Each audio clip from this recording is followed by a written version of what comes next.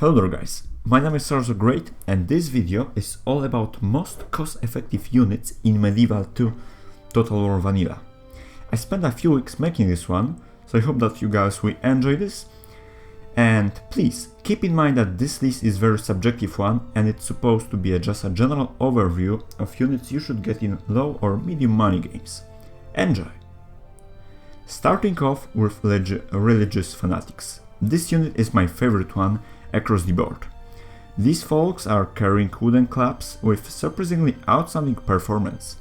They have 13 attack, charge bonus 6 and defense 1, and they cost only 180 florins.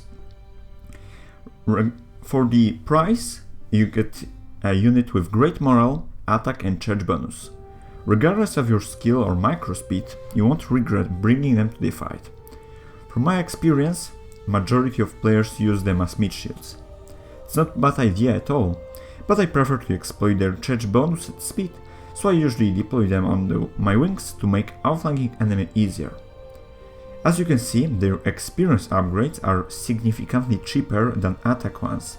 So for example, I often bring a couple of Fanatics with double experience chevrons. Obviously, they cannot survive skirmish because they have pretty crappy defense, but for the cost you pay, they're still beast. Peasant Crossbows are next unit in our comparison.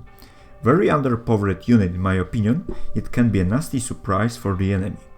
Missile attack 9, combined with effect trait called armor piercing, makes them reasonable choice in early period games. I don't seriously understand people bringing peasant archers instead, they're nearly useless. Peasant crossbows are supposed to be a cheap yet decent skirmish force. They can cover your army from annoying horse archers, they can become meat shields when you're rushing, but don't think about fighting their bigger brothers, Pavis X-bows. Moving on, we've got one of the best early period cavalry, Norman Knights. This unit features great stats, attack 13, charge bonus 6, defense 17, and along with better stamina. From my personal experience, they are a very disciplined unit, and I have had no trouble pulling them out after initial cavalry charge, which is pretty big score. There's a gambit trick used by some veterans, excuse me, they focus on upgrading them instead of infantry, which makes this unit even more deadly. I don't recommend doing this, so if you're feeling that you're new to this game, you'll be fine with single attack upgrade. That's pretty much all you need to know about them. Varangian Guard, legendary two-handed unit. With big axes and armor piercing, they must-have troops when you're playing as Byzantine Empire. Contrary to popular myth, two-handed glitch doesn't affect them as much as people say. They can crack through enemy rows pretty easily and kill lots of charging cavalry. This makes Varangian Guard a relatively flexible unit that you can deploy on both center and flanks. As long as you're winning cavalry fight as Byzantines, infantry will do the trick just fine. And finally, Drużyna will conclude our early period list. Strong yet fast, medium tier heavy cavalry with armor piercing. They're one of few factors that makes Russia strong in early and high period games, along with woodsmen coming in secondary support line. Consider using them if you have decent micro speed, otherwise their morale may disappoint you. I think that using tactic heated run really pays off in this case. Besides that, Drużyna is a very good unit overall. High period unit. Well, now there's a catch. Because majority of high period units are cheap and cost effective, making a list here will be pointless.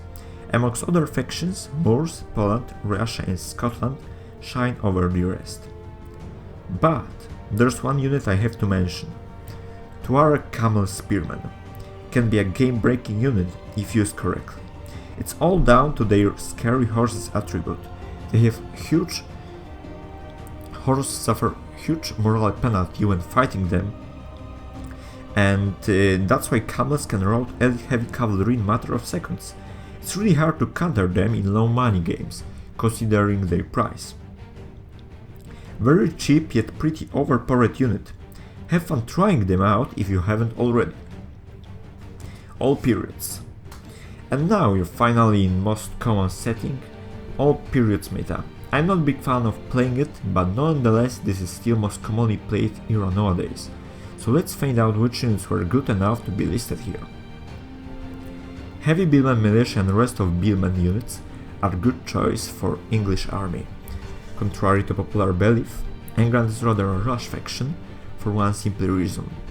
Archers cannot compete with Peasant crossbows. Billmen are great as cover screen, mid-shields or fast-moving flanking troops. Besides that, they have pretty cheap upgrades and are quite decent unit all around.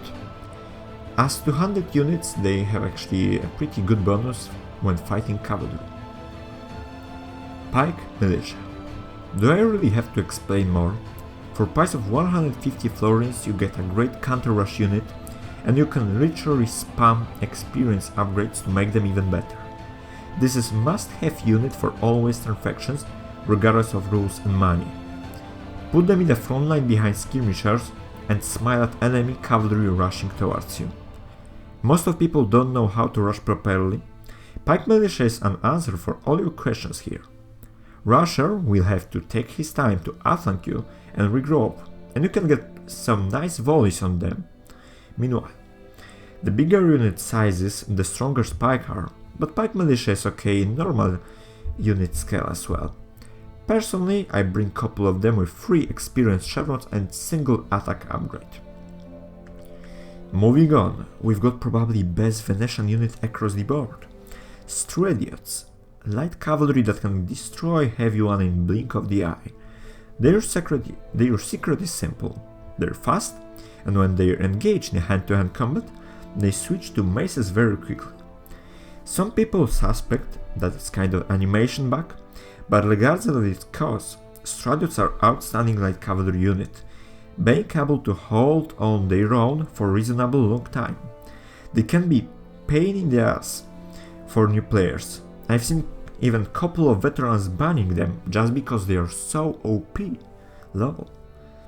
Keep in mind that light cavalry is still light cavalry, so you should adopt some tactics like hit and run to make a good use of them. If you haven't seen my top light cavalry vid, make sure to watch it later on. Alright, so final unit, Royal Banderium. Armored horse mount makes them stronger in both charge and hand-to-hand combat against both infantry and cavalry. And regarding stats, they're certainly on the top when you're talking about tiers. Yet they cost only 140 florins. Get them instead of hospitalers and you saved money on infantry. That's my advice. In this place I should have actually mentioned Polish Guard too, because they're pretty much same unit as Banderium. The reason why I didn't put them in comparison is simple. Poland has either no secondary heavy infantry, pikes or pavis, and that's pretty huge disadvantage in all periods. And that's pretty much all for today, guys. I hope you enjoyed this and will find it useful. Thanks for watching, good luck, have fun, Cyrus the Great.